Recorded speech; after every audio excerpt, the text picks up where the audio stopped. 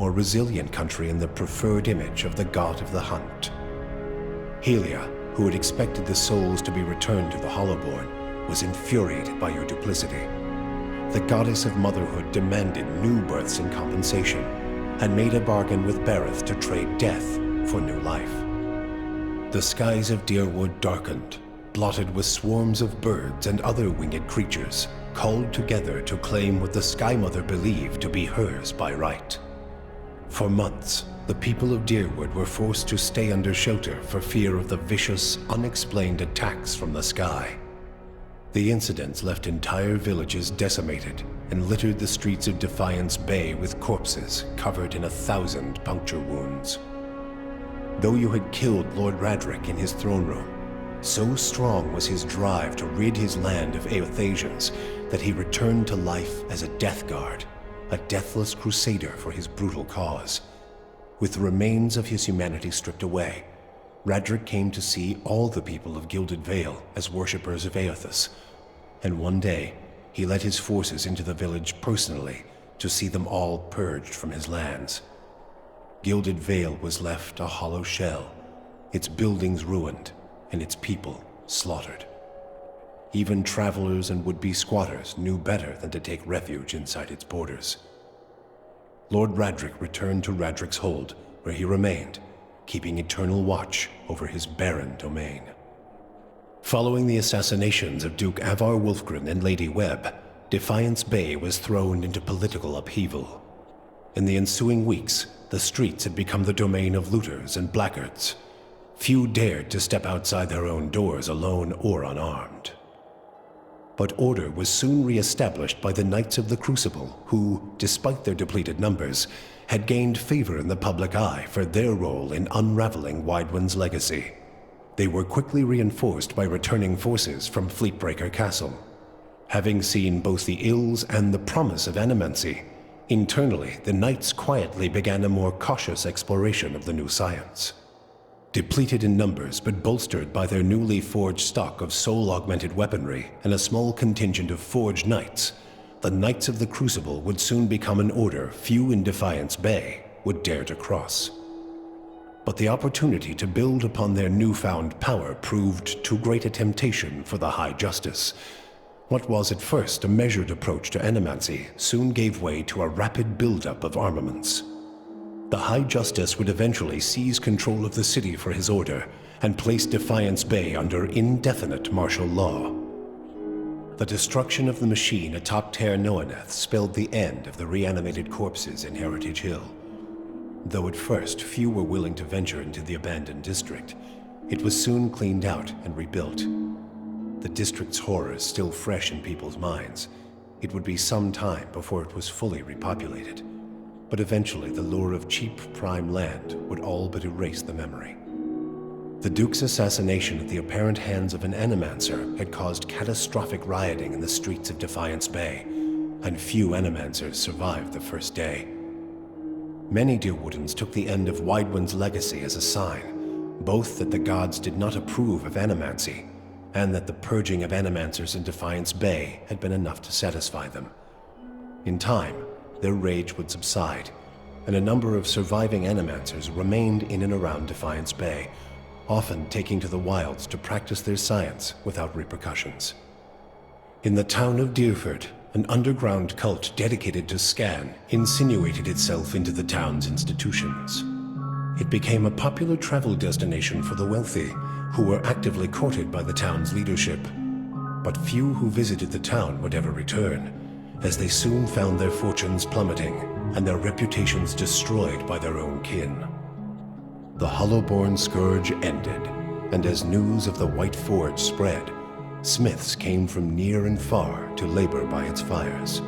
It drew the attention and envy of several governments, but it also revitalized the region. Once more, the White March grew famous and prosperous for its metalworking. Under Tana's guidance, Stalwart's mines were restored, albeit slowly and with half a dozen accidents. However, this did not forestall the arrival of scores of prospectors, many of them brigands and outlaws, and all of them eager to profit from the White Forge. By the time Stalwart reopened its mines, Half a dozen others had been excavated in the nearby peaks. The lawless men and women who ran them became a constant source of competition and violence for the beleaguered village. The opening of Durgan's battery created ample opportunities for the smugglers that already prowled the mountains. The law-abiding villagers of Stalwart did their best to bar the gates against these ruffians, yet they somehow found a way into the village, where they spit in the streets and shouted over games of dice. While the villagers fretted and gossiped about their rowdy visitors, few noticed Owina's midnight errands, or the extra coin that passed to her as she served food and drink to the boisterous patrons. And while Stalwart celebrated the discovery of the White Forge, they spoke little of the Watcher. Eventually, the Watcher's name faded from their tales, even while the White Forge blazed on. Harmka's death had brought the Devil of Carrick little satisfaction. In time, her taste for vengeance soured. What replaced it was a hunger to feel something, anything, new. Summer had thinned the snowpack twice over when she felt the joint at her elbow first begin to stiffen. She turned her back on the hopes of animancy and civilization and walked east. She pushed through the mountains, past Raid Saris, and into the broad plains of Ishamiddle. She had forgotten what it was like to simply journey, no goal or destination in mind. Though she felt nothing more than the steady thump of her feet on the road, the endless horizons and grassy meadows were new to her. She measured her time in the gradual rusting of her body and was satisfied. Her movements slowed, but so did the world around her. Waist-high grasses undulated and tacked in the wind, as gradual as the tides. Sparrows and blackjays made steady pilgrimages across the sky, each flap of their wings a solemn salute. She could hardly move when she found something she had never seen before, the ocean. With the last of her strength, she pulled herself beneath the water, content at last to feel the movement of currents and the constant caress of the waves. Maneha never found the salt well, but she found a kind of peace in her duties as a gift-bearer and in the ebb and flow of her journeys. As she traveled and accepted burdens from Andra's supplicants, she saw in their eyes a kind of peace that she had not previously noticed. It was faith, not that Andra had freed them of their pain, guilt, and regret, but that she would, a little more each year.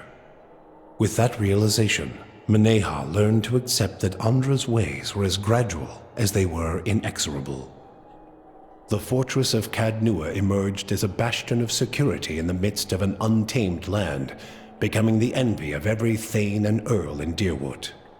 Legend grew over time of its impregnability, and stories of formidable invaders easily scattered by the keep's defenses became popular around the hearths of Deerwoodinians. Likewise, it also became a beacon to travelers, merchants, and visiting dignitaries alike.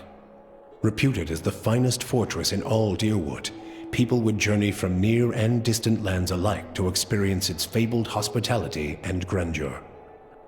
Pelagina had followed her orders from the Duke's Bells, helping establish an exclusive trade arrangement between the Valian republics and the tribes of Air Glanfath.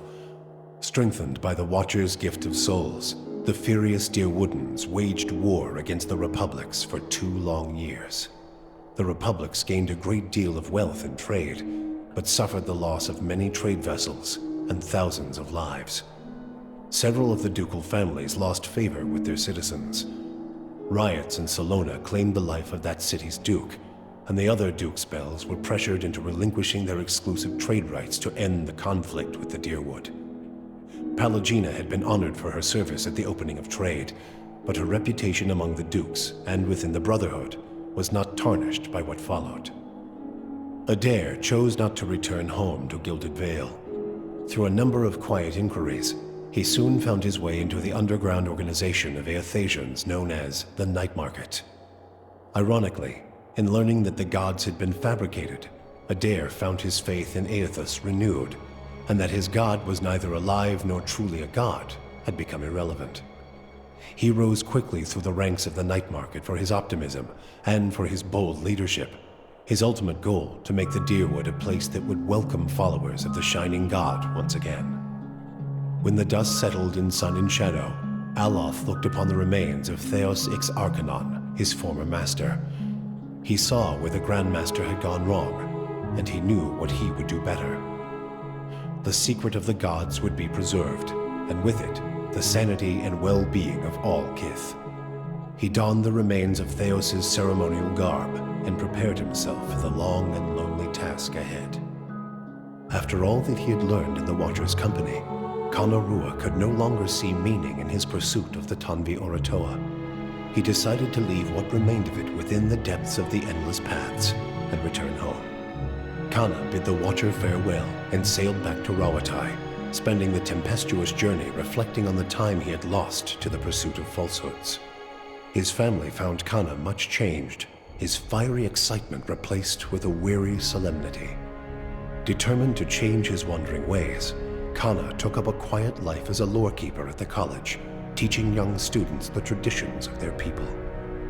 With Theos defeated and the souls released from Sun and Shadow, healthy children were born once again in the Deerwood. The grieving mother sought a place where she might do penance for the birthing bell. She returned to Deerford, where, to the astonishment of the villagers, she delivered the first healthy child in over a decade. She remained there, and with each new birth, she saw a measure of hope restored to the Deerwood and a measure of grace for her own troubled past. Durrance continued to blame Woodica for the atrocities of the Saints' War. Believing Magrin to have been a pawn in the machinations of the Queen that was, and feeling that Theos' expulsion had been a step towards reconciliation with his goddess, Durrance tried for a time to reopen communication with her. When only silence came, he took it as a condemnation of his continued existence. Ultimately, he built a pyre and threw himself upon it, using his own shattered staff as kindling. You and Sagani never found Persoc together. The Adra figurine had gone dark by the time they emerged from Sun and Shadow, and it was another month before Sagani finally accepted that Persoc's trail had gone cold again. Her search took her beyond the Deerwood and as far as the Living Lands. She saw the great coastal cities of Rawatai and the ruins of Old Valia, absorbing the details of these strange and distant lands. 20 years passed before the Adra figurine finally glowed again. When it did, she followed its signal to a quiet hamlet on the outskirts of Adir. There, she met a young farmer and told her of her past as an elder of Masuk. Sagani returned to a village that had forgotten her face, but remembered her story. Masuk greeted her with cautious warmth, and Sagani found that their ways had become strange to her. She also learned that Kalu had perished of winter fever a few years before, and her middle child, Najuo, had died in a raid. But she found her daughter Yakona a hunter and mother of 3, and her son Malak a builder of mighty walls. In them, she came to find her place in the village, and the familiar contours of a world that had changed in her absence. For you, the death of Theos brought an end to your waking visions, and a silence to the whispers of the past. In their absence, you were able to sleep. The questions of a distant lifetime ceased to trouble your soul. All that remained was what to make of the answer. Unfortunately, you would have little time to contemplate the matter. Soon after your victory at Sun and Shadow, rumors of a monstrous army swept the Deerwood. What first sounded like superstition and drunkards' tales turned out to be much more. Enormous creatures of flesh and iron found you and brought the walls of your keep down upon you.